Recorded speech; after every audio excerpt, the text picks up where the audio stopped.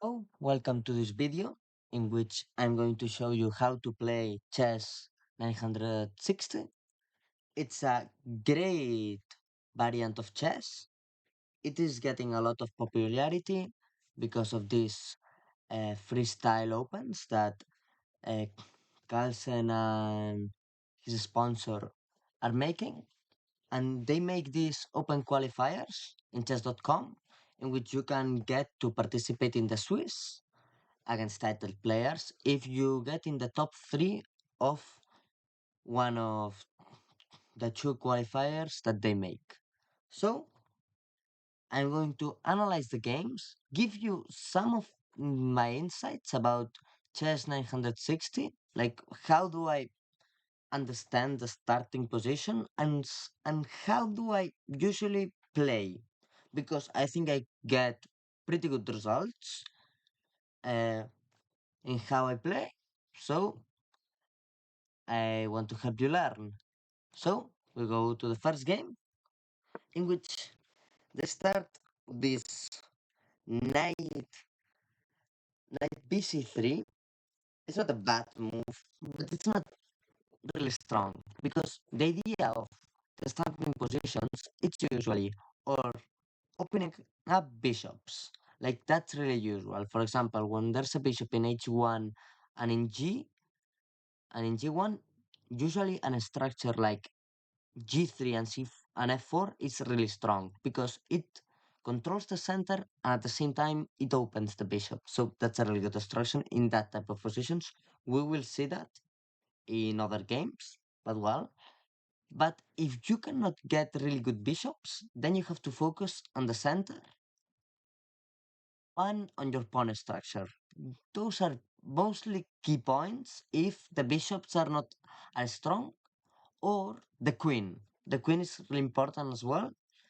But the most important part is to open up bishops, controlling the center, then the queen, and pawn structure is really important as well. And then the knights have to be just good positioned. That's usually it. So okay, we're going to start with this game. Knight bc3.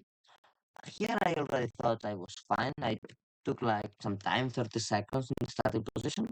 I just decided to play um, this f6 because I thought with e5 I could fight for the center and open up two bishops. So I thought that was good. After e4, I decided to go e5, allowing this d5 square.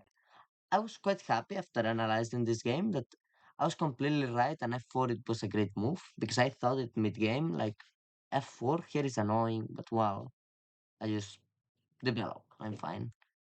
I was happy about it. But knight e3, and here I thought I was completely fine. 96, and yeah, they will get a knight in d5, but I will do as well. And I don't have my knight in c6 already, so after knight d5, I can just play c6. That was good. After this bishop c4, I just decided to go knight d4 as well, like really easy. But it was a huge mistake because, as I said, bishops are really important. And in this case, it was my first chess 960 game in chess.com actually. And I played chess 960 a long time ago, so I wasn't really used to it still. This was a warm-up game, you could say. So the concepts were in my mind, but I wasn't that sure that this was a problem. Yeah, it's clearly not a great idea to, because another important detail, flexibility in castling. Like that's really important as well. If you can move your kings or your rooks, you can just transport them instantly in the square you want.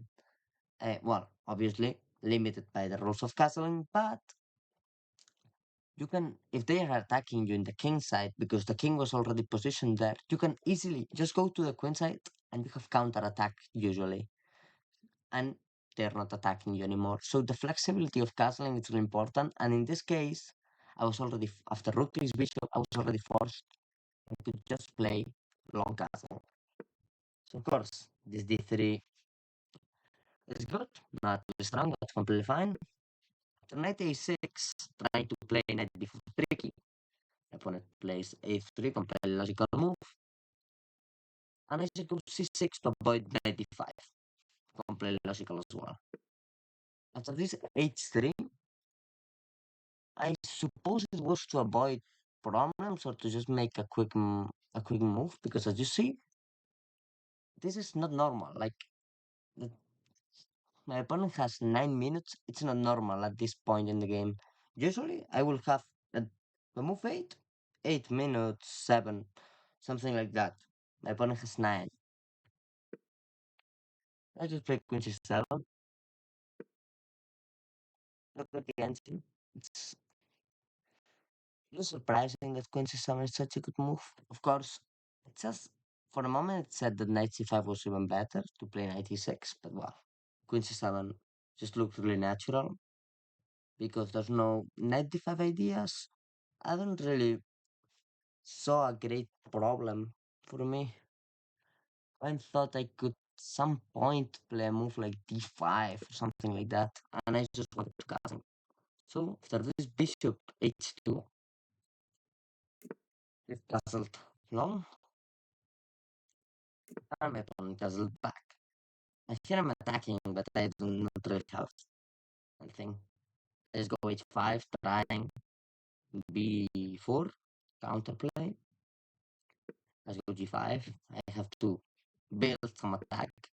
This f3, bishop e7, just wanting to move. I didn't find a move. Queen d2, strong lines. And now rook g e7, trying to double up the rooks. This knight d2, my opponent is clearly just finding the best moves, the best defense. After queen takes knight, just go rook g8, but I'm lost. It's surprising as well. As Hikaru says, the games can usually be so lost so easily. Like, I don't think I have made something so stupid, but I just made some inaccuracies, and in normal chess, some inaccuracy can get you worse, but not lost. In in this case, in chess 960, you can be lost so easily with some inaccuracies, so you have to be careful. Now knight f5, another strong move. I'm forced to rook h7, while my rook f7 was possible, but I didn't want to give up my rook because there was a fork, knight h6. Now I was surprised that he would take my bishop like instantly. It wasn't a good move actually to take the bishop because the knight is so strong and my bishop is not not good, like at all. It's doing nothing. c4, still an attacking attempt. I go g4 because if I don't play g4, then I'm just going to play b5. And what do I do? Knight b8. Then like this. Pawn takes. Now I go rook h8. And I was sure they would play knight takes bishop. I thought it was probably the only move to be better. It says that bishop g3 is completely fine. I think that's crazy. And here, I just go rook h7, and my opponent makes this move that doesn't make any sense like at all. Rook a2. I have to say that my first instinct was queen d6. I was saying, well, queen d6 and I'm threatening queen d4, I'm winning, I think. But no, queen d6 minus 0.2. Completely fine, yeah, but not winning. Instead, I found queen b6 after thinking a bit. After c5, I would say that you're locked, you have nothing. But of course, I have knight takes c5. You could say it's brilliant. I think it's probably just an easy sacrifice. Pawn takes, queen takes, it's just checkmate. After this queen e3, I just found knight takes e3, and it's unavoidable checkmate. Just mate. There's no way of stopping it. And my opponent took with this queen, probably thinking that I would recapture, and then I think after 8 takes queen, it's completely winning. Yeah, it is. Mate in 8, but I just checkmated.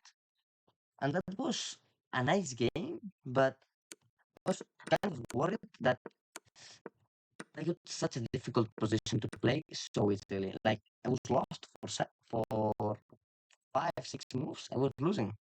Of course, 5, 6 moves in a normal game, it's quite mm, short time to be lost. In this type of games, it's not short at all. 6 moves is like a fifth of the game, so obviously I was a bit worried. But okay, now we will go to the next game. That I lost actually, second round. Actually, I got wait. uh, I don't want to enter like that. I want to enter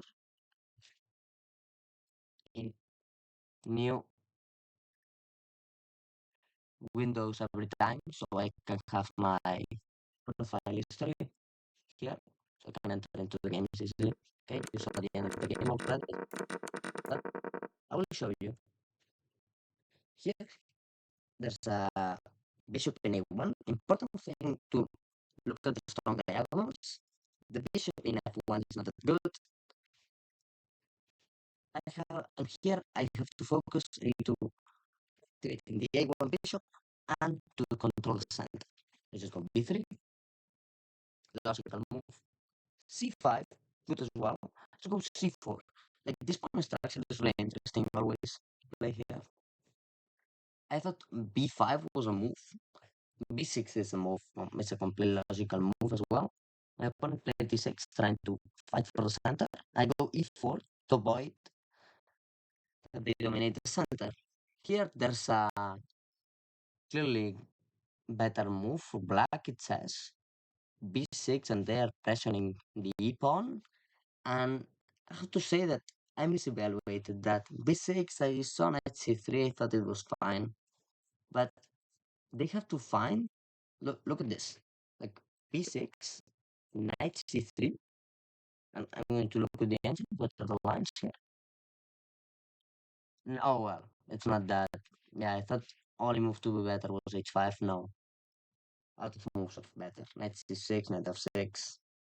Just pressuring this pawn. But h5 is better. I don't understand the idea. I just don't. Okay, my opponent had to play b6 or h5, something like that to be better. They played b6. I played knight c3, but here they played a normal move, but of course not no advantage anymore. And here I played knight f3, and my idea was g3, bishop g2, and castling short. I was just getting a fianchetto with castling, and I thought it was completely fine. And now this knight d6, d3, covering my pawns. Knight c6, trying to control the d4 square. Now g3, fianchetto. Queen c7, kind of a strange decision. I just played bishop g2. After h5, I was thinking h4. I played it quickly. I don't remember that much of my thought process in the game. I wanted to get it recorded, but I couldn't. So, well, I will do it for the next time, getting recorded the games. So you can see my thought process playing chess 960 as well. Okay, now, after h5, h4 makes sense. f5, breaking the center, made a lot of sense, but thought I was better here. Doesn't. Look at this. Instead of a completely natural move like just castling and getting a rook on f8, the best move is to play rook f8. That is crazy. And here, knight b4, strange move. I just played a3. That one is brilliant. Knight takes d3. I completely missed. Completely missed it. And then I saw this e5. I miscalculated it. I thought that after queen takes knight, I was fine. But this bishop takes bishop. And I thought that after pawn takes knight, I was winning because they have to take back because I'm attacking the queen. And then I take the bishop and I'm up a piece. So, well, that's fine. So okay, I thought I was winning. But there's this crazy bishop takes rook, and it's touching my queen. Huge miscalculation for me that I realized, of course, after queen takes knight, bishop takes bishop, I realized, wait, I cannot really play pawn takes knight. I have to take the bishop. I took it. So the knight goes out. I want knight b5, fighting for counterplay. Queen c6, another annoying move. I go king g1. After rook a8, I tried to defend the a7 pawn, strangely actually, but seems like a good move. I decided to just play rook d1. Wait, I think there's a mistake in the engine now. Yeah, rook cd1 is... Oh, it's rook cd1 instead of rook. Wow, that's impressive. Look at this. I don't know if rook 8 was a good move for black here. It was, yeah. Third engine move, completely fine. Queen b7, cold blood. Thought I have knight d6 ideas. Queen b7, okay. Rook fd1 looks way more natural to put the other rook that's not active. But it seems like that's a thing that my coach told me, that I have to think about the position of the rooks, not just in freestyle chess, but in normal chess as well. Like, where do you want the rooks? Like, if you put one in a file, then the other one might be bad. So I had to think, for example, in this case, the rook in e1 and the other rook in d1 made a lot of sense. One to cover the pawn and the other one to pressure. In this case, the rook in c does nothing. Okay, a6, strong move. But I thought that queen takes d7. For a second, I miscalculated and thought that my opponent was better. Here, I thought like this line, this, this, this. Well, I thought here was worse. There's bishop b2, brilliant. My calculation was this. The rook takes a3. The end game is equal. Rook a4. And well, I'm down a pawn, but it should be a draw because I'm way more active. But they can castle, and the rook is active, so rook takes b3, of course, is that lost because of rook a8. Well, actually not lost. Seems good for me because I will just then take the e6 pawn after trading rooks, and that should be fine. I thought that I could take the knight. I cannot because of the rook takes knight. It would be rook takes rook in that case. But well, my opponent didn't enter in this line, and they played bishop d8. It's not a good move, but it allows me to make a huge mistake. Knight c7. That has, I think, a good idea. I'm threatening the e6 pawn, and if they take, I have an active rook. That's a good idea, yeah, but completely misses a huge point. Rook a7, pinning me completely, and I'm just down material. I'm completely lost. After this line, I thought I could fight. I tried, but it's completely wrong. Instead, I should have played knight d6, and the endgame is clearly better. Like, clearly, knight takes knight, pawn takes, I have a passer. I'm completely better there. Oh, well, missed this to go for this endgame. Of course, I tried. There was not much to do here. I lost the pawn easily. Had to trade the rooks, and I tried to build the fortress. It was really impossible.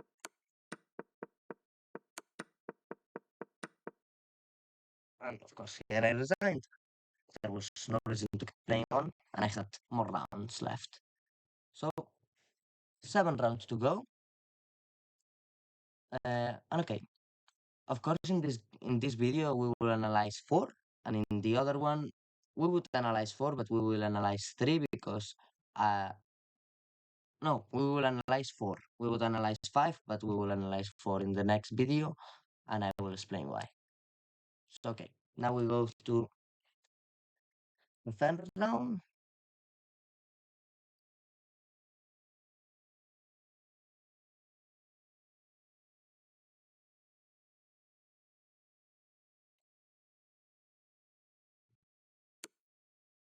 Okay, you see the game start quite short, 20 moves. Okay. A bit tilted, but completely fine. I still thought I had plenty of chances to win the tournament or to qualify. So after knight f3, I started to think about my possibilities. I just decided knight f6. Because the bishops are good. And as I told you, if the bishops are on B in and in A or in H and G, the structure B6, C5 or G6, F5, it's quite good. And the same for black, but of course G3, F4 and B3, C4.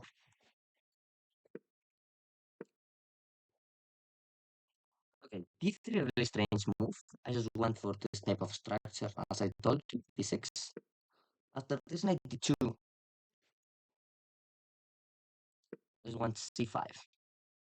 Just going for this type of structure, like there's no way of studying openings in this type of chess freestyle, but you can learn concepts to then make your openings work. Of course, the best players in the world don't have to learn new concepts, they just have a great feeling of the game. But for us, I think it's important to learn that this type of exponential structures or that we have to focus on castling flexibility, developing our center, pawn structure, and mostly the bishops. The bishops are really strong pieces in freestyle. So after castles, I thought it was clearly better here. I just went knight g6 naturally. I just see engine move. And rook f1 was the best move, but my opponent did not find it. Just played e4. I just castled. Natural move. Completely fine. Now b3. I thought it made a lot of sense. But I went d5, trying to uh, open the center completely. And if he allowed me to play d4 and closing completely the bishop. As after this e5, I just played knight g4, trying to take the pawn, which made a lot of sense. But here the engine says c3, and then I know c3, f6 is set, but I think I can just take the pawn. And even if they have counterplay, being a pawn up, it's always comfortable. At least they have compensation. Here, rook d1, I didn't understand the move. I didn't, and I do not understand it. Like rook d1, I thought the other rook might might make sense, but this one. So I just closed the bishop, like I explained. Knight c4, trying to protect the pawn at all costs. I just went b5. So this knight a3, just sacrifice the b5 pawn with this crazy attack. Queen g5, good move. Queen c7, threatening knight f3 and mate. f4, good move, but I have knight g6 pressuring the pawn. After knight b5, you could think that you have some brilliant tactic, but the queen in g5, queen b7 doesn't really, it works, it's the best move, and I played it, but it doesn't win on the spot. So after knight a3, now I try to get the bishop out of the g file, or the queen out of the g file, sorry. And I played knight takes a4. h6 worked as well, I think. h6 was one of my ideas. And rook takes e7, and here I just play queen c6, the rook e4. Now I play h6. That's what I remember. After queen h4, I just played f5, getting the rook out. Knight c4, giving up a rook. There was no other move. All the other moves just plundered everything. And knight e5, plundering the knight. Yeah, bishop takes knight is completely winning, but I just have mate. My opponent designed. It's good to see that this pawn structure, we see it now. This pawn structure is really good. The bishops are here. Like, it's always great, or nearly always, because you're fighting for the center, but you get bishops as well.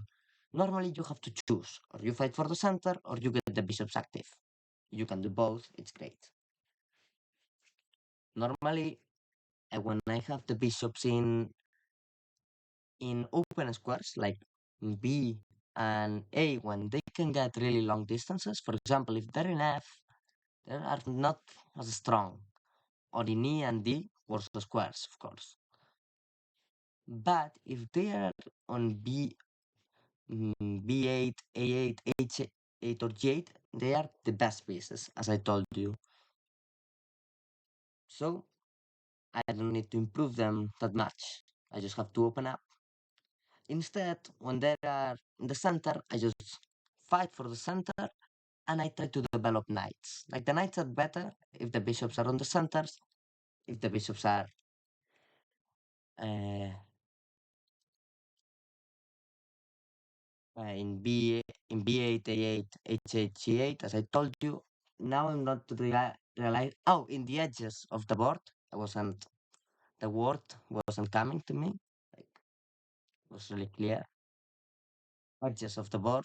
If the bishops are in the edge of the board, better bishops. If not, the knights. That's usually how I simplify it. Okay, now we should go back to my profile. Okay, and now we have this fourth game.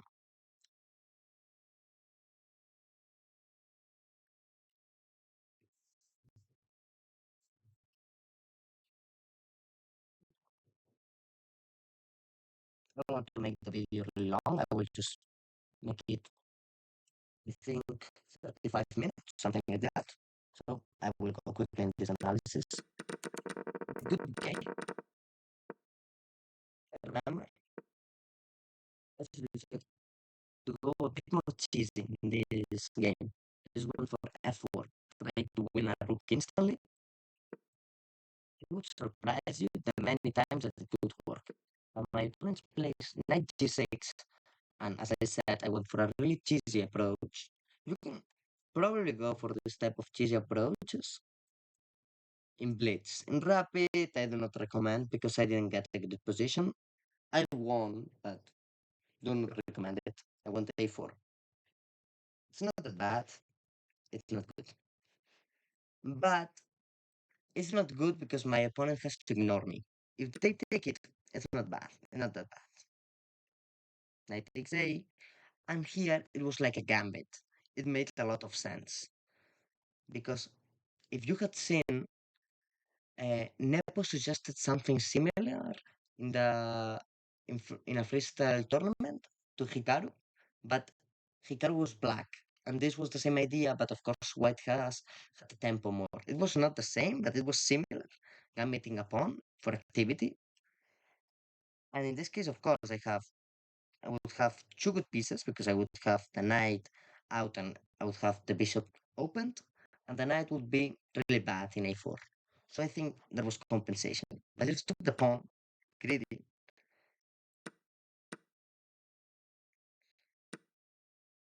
Again, this type of gambits is not bad, but you don't have to go back for the pawn. You just have to use the activity. You have to decide your approach. Not don't do like me. I didn't decide at all. It was, do I go for the pawn or do I go for activity? Well, it is completely fine, I think. Because even though I'm not material down, he has activity, but I don't think it's enough to easy to convert. Here I decided knight b3, because I thought after bishop takes, pawn takes, knight b6, and we will have symmetrical structure. Like, look at this. Well, sorry. Bishop take knight. Look at this. Pawn takes. After knight b6, take that. I will have symmetrical structures. The only bad thing would be that my rook is out. Well, that his rook is out and mine is still in B.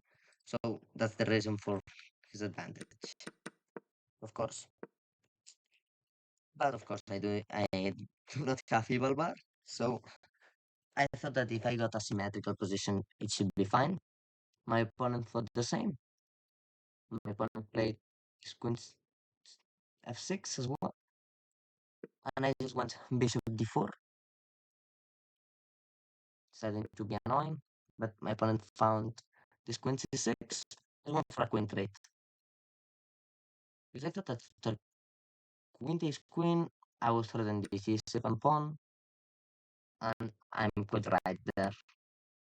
The reason why this would worse, like after queen f3, was because he can do exactly the same idea as me. Bishop d5, even worse. Because they have great queen, and imagine like the engine is saying that I have to play queen h3 and bishop takes g2 and queen takes e7, and I have a lot of counterplay, but it's still a minus 1.5. Was half blind spot. I didn't see bishop d5 at all. And it's funny because it's exactly the same idea.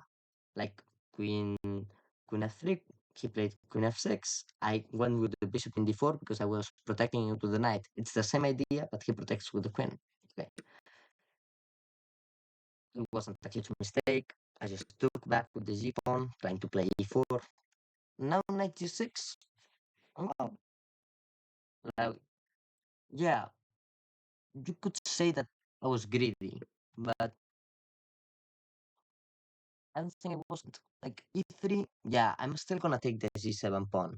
You could say that I'm gonna be greedy, okay, but it's really tough because the pawn takes c5. I take the g7 pawn, and okay, black has counterplay, but I didn't think it was enough. Like I was really greedy here. They could play a lot of moves, and I went e3, trapping my bishop, forcing myself to take the g7 pawn. So, like, as it says bishop takes e7. It's the best evaluation for white, but I think it's because it's a draw, like it's second choice, because the engine doesn't like uh, completely drawn positions. I think e3 is completely fine, even though it was a bit greedy. And he had to find rook g8, with which he didn't find. There's one bishop c2, threatening the f5 pawn, but again, really greedy. Rook g8, he would play. He still doesn't find it. The knight g3, now rook g8. That's good. So he plays knight d5, bishop c3, allowing a trade. He tries to trap me. He just castle short. And funnily enough, I allow my bishop again to go. I'm forced to go back to g7. And he finally finds this rook g8 idea. So it's surprising that it's clearly better there. There's king c7. That king c7 is so good. It's really impressive.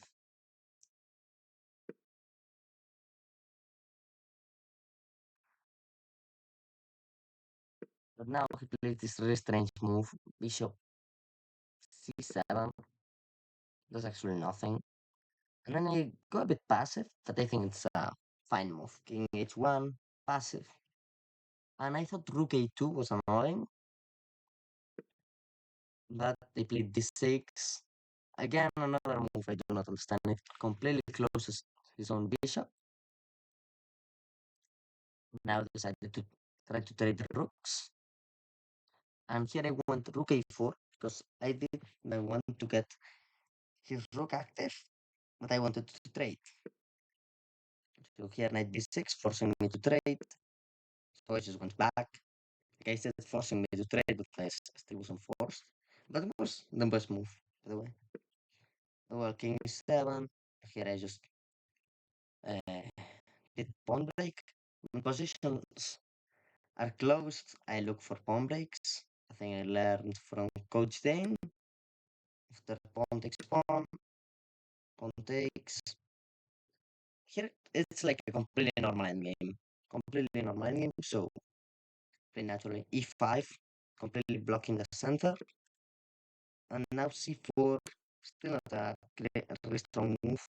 Bishop g5, king d7. I just went knight h5, completely attacking. And my opponent missed at knight f6. This knight f6. I want to trade off the rooks. My opponent just find rook a8, but it's a dead lost endgame. Now I take that pawn, and the knight is trapped. And because the knight is trapped, just take it. And my opponent resigns. I also have played on like c takes b3, and it's easy, but not that easy. We have to still play. On this pawn, knight c4, knight takes. It's totally slow, and my h pawn is gonna promote. But I would have played like 5 or 6 moves more, and see if my opponent is confident in their converting technique. Oh well, he didn't want to. He just resigned. So, to sum up, mostly what I see from these games is that I have to play like I explained it in the opening, like focusing on bishops, then on pawn structure, activity of the queen, flexibility of castling, and then the activity of the knights. It's important as well, as we will see in the next video of freestyle, but well, not that important. So, thank you for saying this. I hope you learned and how to play chess 960. I think it's a really smart way of playing chess without theory. I enjoy it a lot. Enjoy these qualifiers. As I will explain in the second video, well, in the second recap of this tournament, I had a problem with the pairings. So, well, I will explain in the next video. I don't want to extend it. So, thank you for saying. And as I told you, bishops are key in this type of chess, but don't underestimate the knights. So thank you for saying. See you. Bye.